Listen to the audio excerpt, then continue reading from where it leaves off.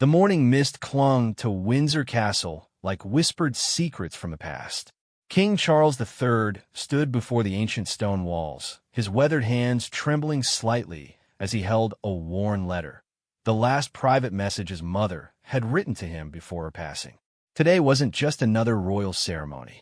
It was the day he would finally honor a promise he had made to Queen Elizabeth II in her final moments, a promise that would reveal a side of the monarchy the world had never seen before. Beside him, Queen Camilla adjusted her black pearls, knowing that what they were about to unveil would forever change how history remembered both the late queen and their own controversial love story.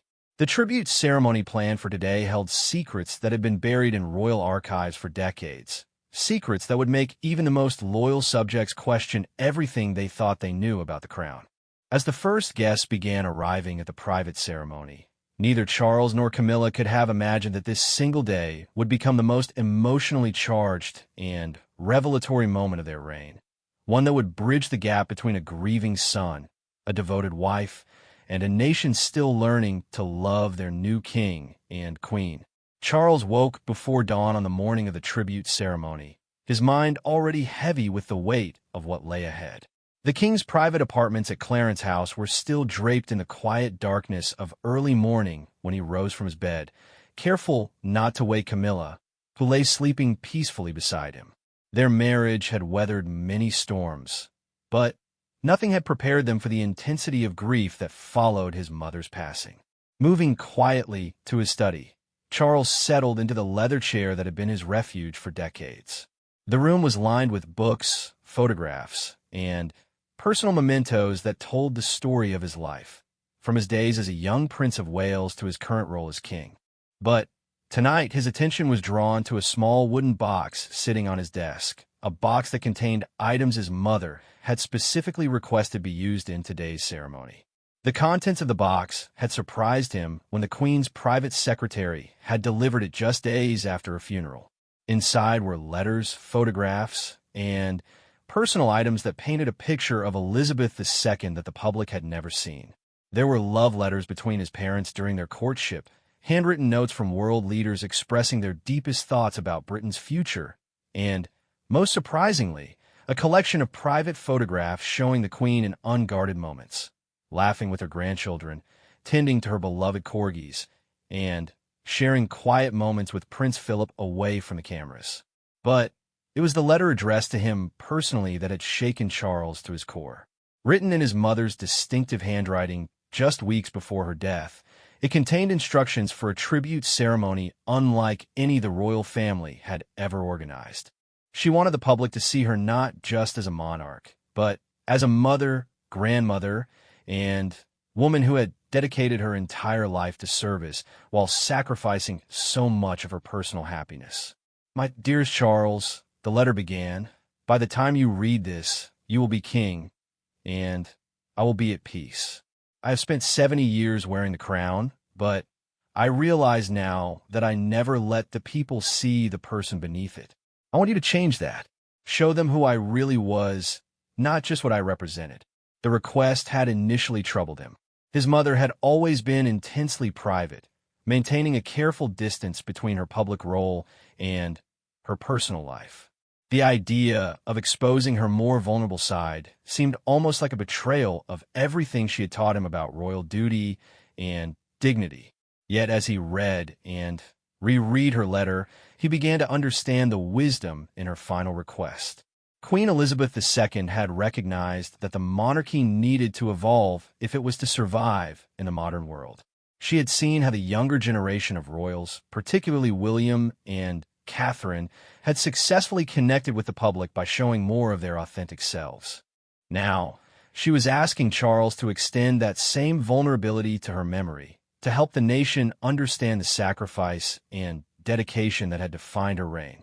Camilla stirred in the bedroom, and Charles could hear her moving about as she began her morning routine. Their partnership had grown stronger with each passing year, built on a foundation of mutual understanding and shared experience that had weathered decades of public scrutiny. Today, she would play a crucial role in the tribute ceremony, sharing stories and insights about the Queen that only a daughter-in-law could provide. As the first light of dawn began to filter through the windows, Charles returned to the box and carefully examined each item. There was a photograph of his mother as a young Princess Elizabeth, just 25 years old, on the day she learned of her father's death and her own ascension to the throne. Her face showed a mixture of grief and determination that he had never seen before. Another photograph showed her alone in her private sitting room at Buckingham Palace, looking out the window with an expression of profound loneliness that spoke to the isolation that often accompanied the crown. The most moving item was a small diary entry written in 1992, the year the Queen had famously described as her annus horribilis.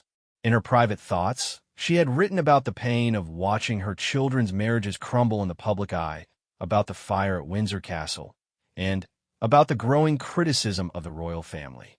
But what struck Charles most was a passage where she wrote about her fears for the future of the monarchy and her hope that her children would find a way to bridge the gap between tradition and modernity. Reading those words, Charles understood that today's ceremony was about more than honoring his mother's memory. It was about fulfilling her vision for a monarchy that could connect with people on a deeper level while still maintaining the dignity and respect that the institution required. It was about showing that behind the crown was a real person who had experienced the same joys and sorrows as anyone else. The ceremony was scheduled to begin at 2 o'clock in the afternoon at St. George's Chapel at Windsor Castle. Unlike the formal state occasions that usually marked royal commemorations, this would be an intimate gathering of family, close friends, and a carefully selected group of people whose lives have been touched by the Queen in personal ways. There would be no television cameras inside the chapel, no formal protocols to follow. Instead, Charles and Camilla would share stories, display personal photographs and mementos, and invite others to speak about their private encounters with Queen Elizabeth II. As Charles prepared for the day ahead, he felt a mixture of nervousness and anticipation. He was about to reveal aspects of his mother that the world had never seen, to share intimate moments and private thoughts that she had kept hidden for 70 years. It was a responsibility that weighed heavily on him, but it was also an opportunity to show the world the depth of love and dedication that had driven one of history's most remarkable monarchs. The morning sun was now streaming through the windows of Clarence House as Charles joined Camilla for breakfast. They sat together in comfortable silence, both lost in their own thoughts about the day ahead. Camilla had known Queen Elizabeth II for more than 2 decades, first as Charles's companion and later as his wife. Their relationship had begun with mutual wariness, but had evolved into genuine affection and respect. "She will be proud of what you're doing today," Camilla said softly, reaching across the table to squeeze Charles's hand. "She trusted you with this because she knew you would honor her memory while helping people understand who she really was." Charles nodded, grateful for his wife's support and understanding. Together, they would ensure that the tribute ceremony became a celebration of Queen Elizabeth II's life that honored both her public service and her private humanity. It would be a day that would forever change how the world remembered one of the most iconic figures of the 20th and 21st centuries. The morning light filtered through the tall windows of Windsor Castle as Camilla made her way through the corridors toward the Queen's former private apartments. She carried with her a burgundy leather folder containing notes and photographs that would form the heart of her contribution to today's ceremony. These weren't the formal portraits or official documents that filled the royal archives, but intimate snapshots of family life that captured Queen Elizabeth II in moments of genuine warmth and spontaneity. As she entered what had once been the Queen's private sitting room, Camilla felt the profound silence that had settled over these spaces since Elizabeth's passing. The room remained exactly as it had been during the Queen's lifetime, with her reading glasses still resting on the side table next to a half-completed crossword puzzle, and her favorite tartan throw draped over the armchair where she had spent countless evenings reading state papers and correspondence. Camilla had been invited into this private world gradually over the years, as her relationship with Charles deepened, and her place within the royal family became more secure. She remembered the first time the Queen had genuinely smiled at her, not the polite, measured expression reserved for public encounters, but a real smile of warmth and acceptance. It had happened during a family Christmas at Sandringham, when Camilla had inadvertently made a joke about the complexity of royal gift-giving protocols. The Queen had laughed with such genuine delight that it had broken down the last barriers between them. Today, Camilla would share that story, and many others like it, painting a picture of Queen Elizabeth II as a mother-in-law who had eventually embraced her with genuine affection. But first, she needed to prepare herself emotionally for the task ahead. Speaking about the Queen in such personal terms would require her to access memories that were still tender with grief. She opened a folder and spread its contents across the Queen's writing desk. There were photographs from private family gatherings, including one that showed the Queen teaching Prince George to fish during a summer holiday at Balmoral.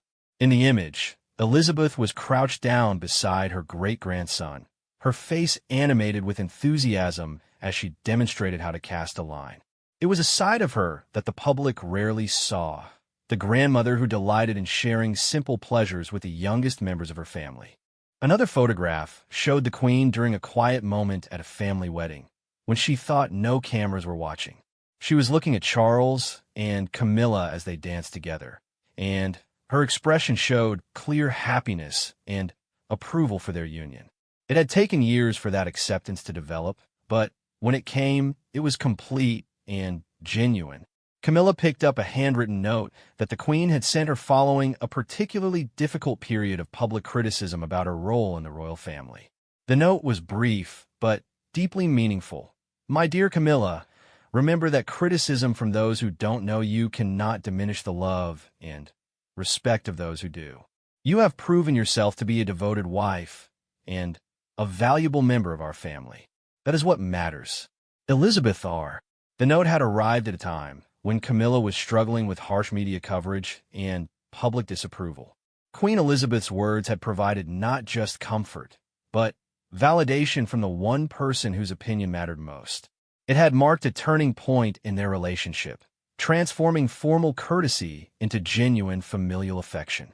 As Camilla continued to sort through the materials, she came across a series of letters that revealed another dimension of Queen Elizabeth's character, her role as a mentor and confidant to other women in challenging positions. There were letters to political wives, to female leaders around the Commonwealth, and to women who had written to her seeking advice about balancing public duties with family responsibilities. One letter was particularly striking, written to a young female prime minister who had confided her struggles with work-life balance. The Queen had written, "The burden of leadership is never easy to bear, and it becomes more complex when society expects us to excel in roles that sometimes seem to conflict with one another. I have learned that perfection is less important than authenticity, and that showing our humanity does not diminish our authority, it strengthens it." These words revealed a Queen who had grappled with many of the same challenges faced by women in leadership roles across the world. Behind the formal facade was someone who understood the weight of expectations and the difficulty of maintaining personal relationships while serving public duties. Camilla's preparation was interrupted by a gentle knock on the door. Charles entered, looking more relaxed than he had in the early morning hours. He had spent the morning reviewing his own materials for the ceremony and meeting with the small group of people who would be sharing their personal memories of his mother. "How are you feeling about this afternoon?" he asked, settling into the chair opposite his wife. "Nervous," Camilla admitted, but also honored to be able to share these stories. She was so much more complex and interesting than people realized. "I think today will help people understand that being royal doesn't mean being perfect. It means dedicating yourself to service despite your imperfections." Charles nodded thoughtfully. His own preparation had included reviewing audio recordings that his mother had made in her later years, private reflections on her reign that she had intended for historical archives. In these recordings, she had spoken candidly about her mistakes, her regrets, and her hopes for the future of the monarchy. One recording had particularly moved him. In it, She had reflected on the early years of Charles and Camilla's relationship and the pain it had caused Diana and the entire family. "I failed to see then what is so clear now," she had said. "Sometimes the heart knows what duty cannot accept. I wish I had been wiser, more understanding. Perhaps much pain could have been avoided." These private thoughts revealed a queen who had learned to question her own judgments and who had evolved in her understanding of love, duty, and family relationships. It was this growth and humanity that Charles wanted to honor in today's ceremony. Together, Charles and Camilla spent the next hour reviewing the order of the afternoon's program. They would begin with a welcome that acknowledged both the public and private aspects of Queen Elizabeth's life. Then, various speakers would share personal anecdotes that illustrated different facets of her character: her sense of humor, her compassion, her wisdom, and a dedication to family. The ceremony would include moments of quiet reflection, accompanied by her favorite pieces of classical music, and conclude with the unveiling of a new portrait that captured her in an unguarded moment of joy. The artist had worked from a photograph taken during a private family celebration, showing the Queen laughing with uninhibited delight at something one of her grandchildren had said. As lunchtime approached, guests began arriving at Windsor Castle.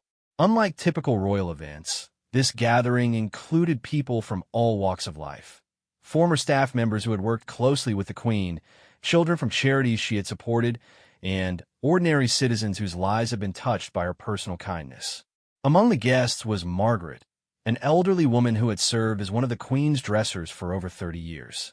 She brought with her stories of quiet conversations during fittings, of the Queen's concern for staff members' families, and of moments when the formal barriers had dropped completely to reveal the warm, caring woman beneath the crown.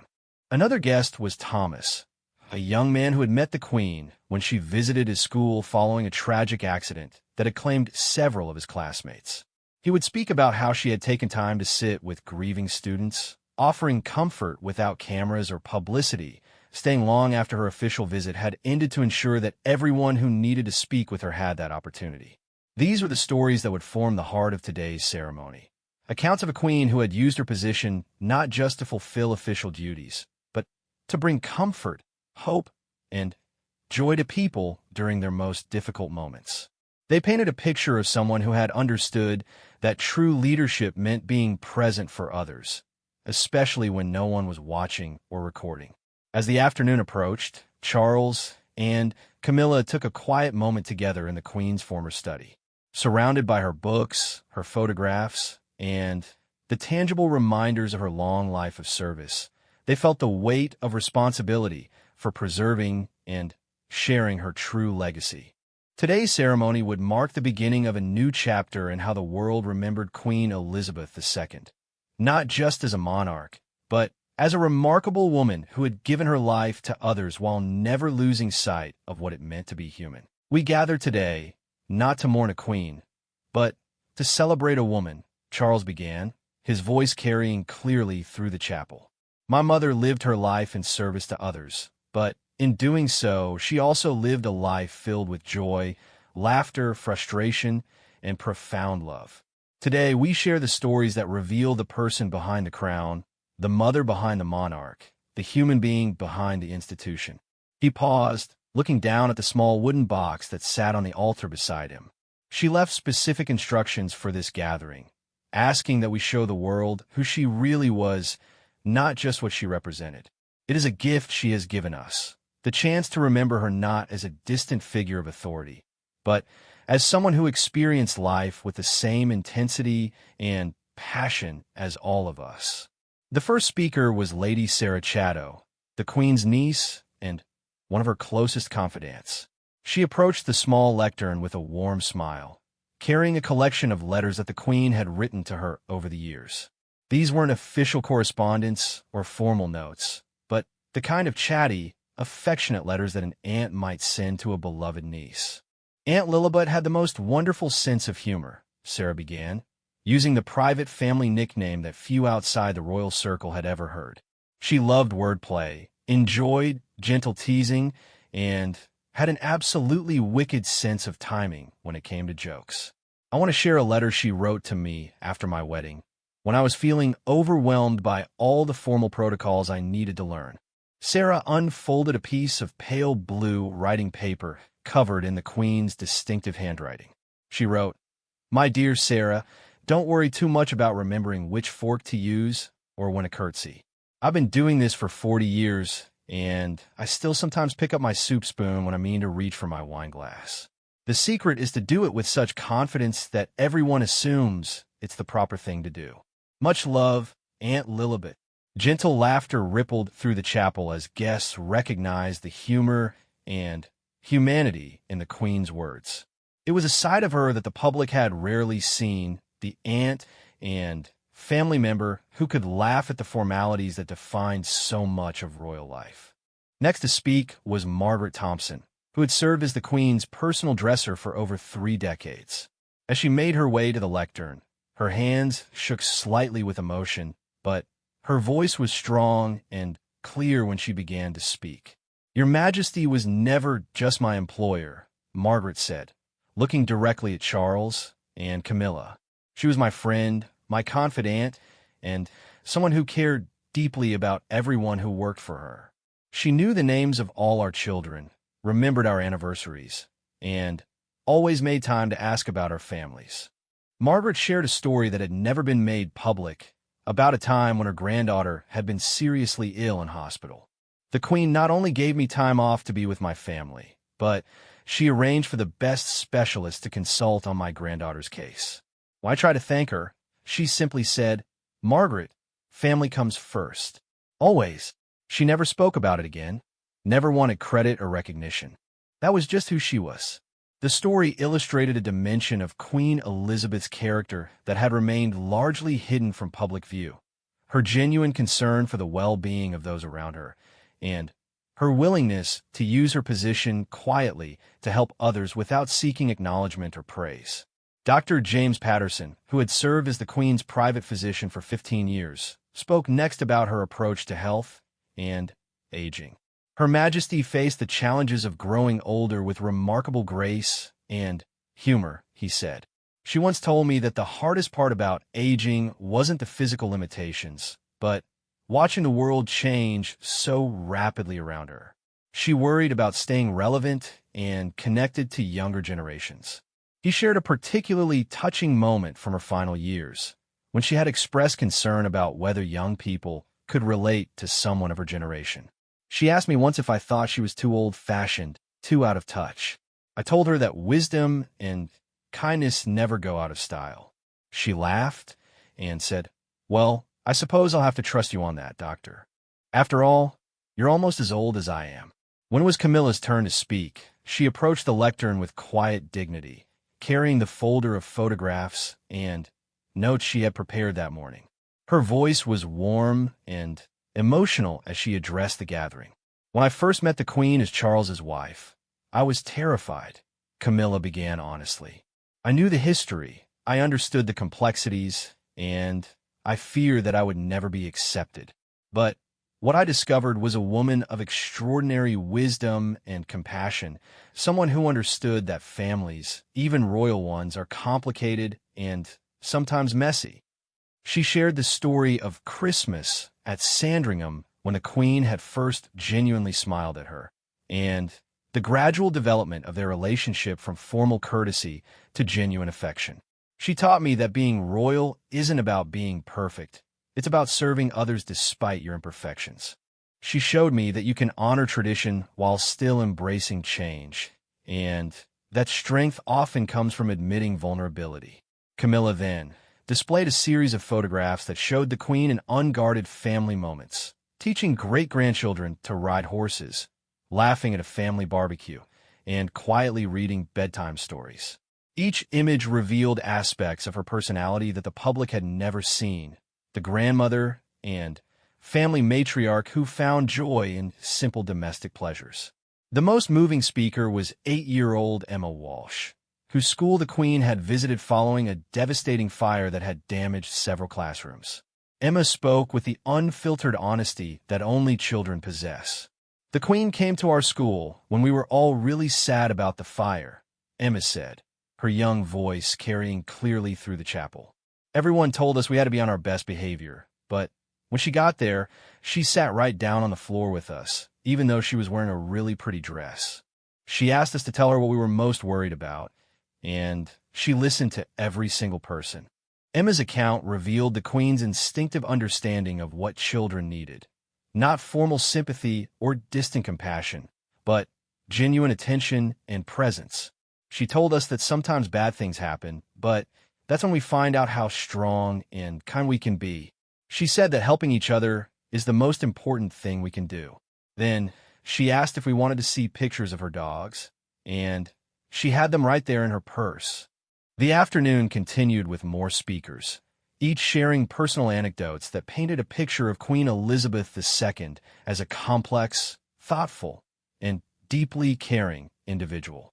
There were stories of her competitive spirit during family games, her love of practical jokes, her extensive knowledge of horses and dogs, and her surprising ability to fix mechanical problems around the royal estates.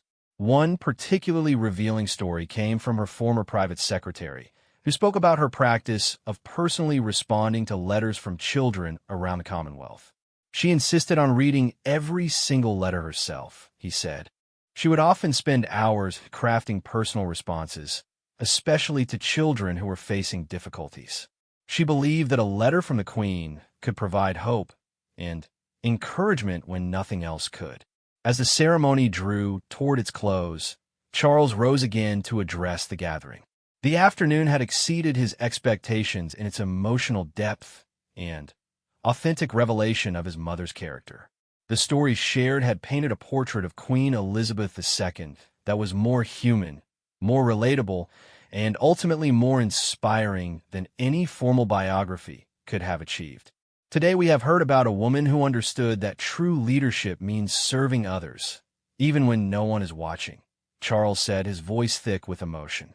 We have learned about someone who found joy in simple pleasures, who faced challenges with humor and grace, and who never lost sight of what matters most: love, family, and kindness to others. The ceremony had accomplished exactly what Queen Elizabeth II had hoped for in her final letter to her son. It had revealed the person behind the crown, showing the world that the most remarkable thing about her 70-year reign wasn't the pageantry or the protocol, but the genuine humanity she had brought to every interaction and every duty. The guests left St. George's Chapel with a deeper understanding of the woman they had come to honor, carrying with them stories that would reshape how Queen Elizabeth II was remembered for generations to come. As the afternoon progressed, the atmosphere in St. George's Chapel had transformed from formal reverence to something warmer and more intimate. The personal stories shared by friends, family, and staff had created a tapestry of memories that revealed Queen Elizabeth II as a remarkable woman whose impact extended far beyond her official duties. But Charles knew that the most significant moment of the ceremony was yet to come: the unveiling of discoveries that would forever change how the world understood his mother's reign and personal sacrifices. Standing beside the covered easel that held the new portrait, Charles felt the weight of the revelations he was about to share. Hidden within the royal archives were documents and recordings that his mother had specifically requested be made public only after her death. These materials would shed light on some of the most challenging periods of her reign and reveal the personal costs of the decisions she had made as both monarch and mother. Before we conclude today's ceremony, Charles began, his voice carrying a new gravity. I want to share something that my mother specifically requested be revealed only after her passing. She left behind a series of private recordings made over the past decade, in which she reflected on her reign, her regrets, and her hopes for the future. She asked that these be shared not to justify her decisions, but to help people understand the human struggles behind the crown. A hushed silence fell over the chapel as Charles moved to a small audio system that had been discreetly placed near the altar. The first recording began with the familiar voice of Queen Elizabeth II, but speaking with a candor and vulnerability that was unlike any public address she had ever made. I have been queen for over 60 years, her voice began, And in that time, I have made decisions that I believed were right for the monarchy and the nation. But I'm also a mother, and some of those decisions caused pain to my children that I have carried with me every day since. The recording continued with the Queen reflecting on the pressure she had placed on Charles to fulfill traditional expectations of marriage and duty, even when his heart was elsewhere. Her voice carried deep regret as she spoke about the early years of Charles and Diana's marriage and her failure to recognize the incompatibility that was apparent to others. I believe that duty and commitment could overcome any personal obstacles, she said in the recording. I failed to understand that some marriages are doomed from the beginning, not because of lack of effort or good intentions, but because two fundamentally good people can simply be wrong for each other. My insistence on tradition and appearance over genuine compatibility contributed to pain that affected not only my son and daughter-in-law, but my grandchildren and the entire nation. The admission was startling in its honesty. Queen Elizabeth II had never publicly acknowledged any regret about the handling of Charles and Diana's marriage, maintaining the traditional royal silence on personal family matters. But in this private recording, she revealed the deep personal anguish she had experienced watching the situation unfold. Another recording addressed her gradual acceptance of Charles and Camilla's relationship. I resisted their love for years because I thought it threatened the institution I had devoted my life to protecting, she said. But watching them together over time, I came to understand that their connection was built on genuine understanding, shared values, and deep affection. I realized that love, real, enduring love, strengthens rather than weakens the monarchy. Camilla brought peace and happiness to my son that he had never known before. My only regret is that it took me so long to recognize and embrace that truth. The impact of these revelations on the gathered audience was profound. Camilla sat with tears streaming down her face, overwhelmed by this posthumous validation from the woman whose approval had meant everything to her. Charles reached for her hand, both of them moved by the Queen's candid acknowledgement of her evolution in understanding love and family relationships. But the recordings revealed more than personal family matters. Queen Elizabeth II had also reflected on her role during major national crises, including her initial response to Princess Diana's death. I believe that maintaining dignity and privacy was the appropriate response to tragedy, she said. But I failed to understand that the nation needed to see their queen sharing in their grief. I was so focused on protecting my grandsons from public scrutiny that I forgot that people also needed comfort from their monarch. I learned too late that showing emotion is not a sign of weakness, but of connection and compassion. This admission provided new insight into one of the most criticized periods of her reign. The Queen's initially restrained response to Diana's death had been widely perceived as cold and out of touch. But her private reflections revealed that her actions had been motivated by maternal protection of William and Harry and by a generational understanding of appropriate royal behavior that proved inadequate for the modern world's expectations. Charles paused the recordings and addressed the gathering directly. These reflections show us a queen who continued to learn and grow throughout her reign. She wasn't frozen in tradition, but constantly evolving in her understanding of leadership, family, and public service. Her willingness to acknowledge mistakes and change her approach shows the kind of wisdom that only comes from decades of experience and deep self-reflection. The next recording touched on the Queen's thoughts about the future of the monarchy under Charles's leadership. Her voice was warm with pride and confidence as she spoke about her son's preparation for kingship. Charles has spent his entire life preparing for this role, not just in terms of constitutional knowledge and ceremonial duties, but in developing the emotional intelligence and modern perspective that the monarchy needs to remain relevant. He understands that being king means serving all people, not just those who support the institution. He has the courage to evolve traditions while maintaining their essential meaning. She also spoke about her hopes for how the monarchy would continue to adapt. The crown must reflect the nation it serves, she said.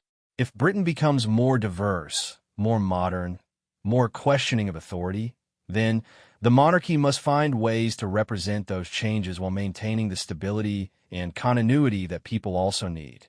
This is the challenge I leave to my successors, to be both timeless and timely, traditional and progressive. The final recording was perhaps the most personal of all. In it, Queen Elizabeth II spoke directly to future generations, including grandchildren and great-grandchildren she might never meet. I hope that when you look back on my reign, you will remember not just the ceremonies and the protocols, but the love that motivated everything I did. Love for the nation, love for the Commonwealth, love for the institution of monarchy, and most importantly, love for my family. Every decision I made was guided by the question, how can I best serve the people I love? As the last recording ended, the chapel was filled with emotional silence. These private reflections had revealed Queen Elizabeth II as a leader who had grappled with the same challenges faced by anyone trying to balance personal relationships with professional responsibilities, but on a scale that affected millions of people across the globe.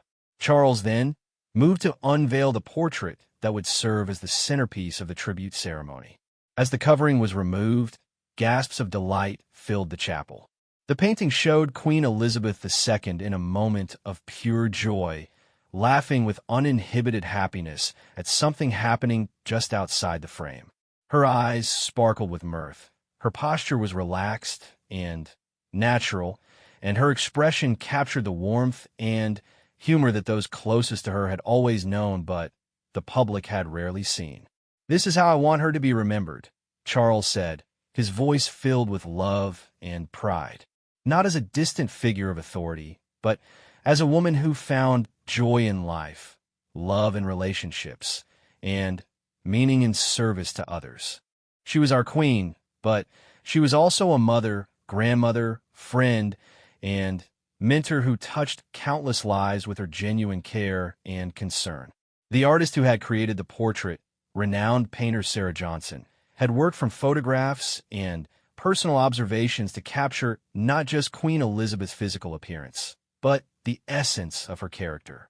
"I wanted to show the woman behind the crown," Johnson explained to the gathering. "Someone who lived fully, loved deeply, and gave generously of herself to others."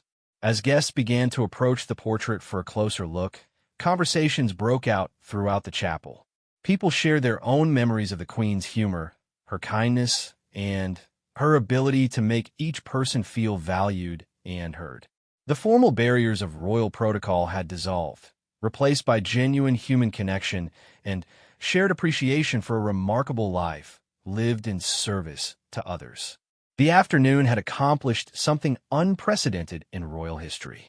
By sharing private recordings, personal photographs, and intimate stories, Charles and Camilla had successfully revealed Queen Elizabeth II as a complex, evolving, and deeply human figure whose greatest achievements were not her ceremonial roles or constitutional duties, but her capacity for growth, love, and genuine connection with others.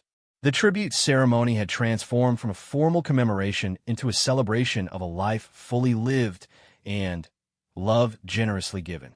As the afternoon sun began to set over Windsor Castle, the tribute ceremony entered its final phase, but the impact of what had been shared would resonate far beyond this single day. Charles and Camilla stood together before the gathered guests, both visibly moved by the afternoon's revelations and the profound sense of connection that had developed among everyone present. What had begun as a private commemoration had become something much larger, a redefinition of how Queen Elizabeth II would be remembered and understood by future generations. The immediate effect of the ceremony was visible in the faces of those who had attended. Long-serving palace staff members who had worked alongside the Queen for decades were wiping away tears, not of grief, but of recognition and validation. The stories they had treasured in private, of her kindness, her humor, her genuine care for others, had finally been acknowledged and celebrated publicly. For them, This ceremony represented the end of years of maintaining professional silence about the remarkable woman they had served. Margaret Thompson, the Queen's former dresser, approached Charles with trembling hands. "Your Majesty," she said, using his new title with visible effort, "thank you for letting the world see who she really was. Those of us who worked with her knew her warmth and humanity, but we could never speak about it publicly. Today, you've given her the memorial she truly deserved, one that honors both her service and her soul." Similar conversations were taking place throughout the chapel as guests processed what they had experienced. The revelation of Queen Elizabeth's private recordings had been particularly powerful, showing a monarch who had continued to learn, grow, and evolve throughout her 70-year reign. Her candid reflections on her mistakes and regrets had humanized her in a way that no amount of formal biography or official documentation could have achieved. Dr. Patricia Williams, a historian who had been invited to provide academic context for the Queen's reign, spoke with Charles about the historical significance of the ceremony. "What you've accomplished today," she said, "is unprecedented in royal history.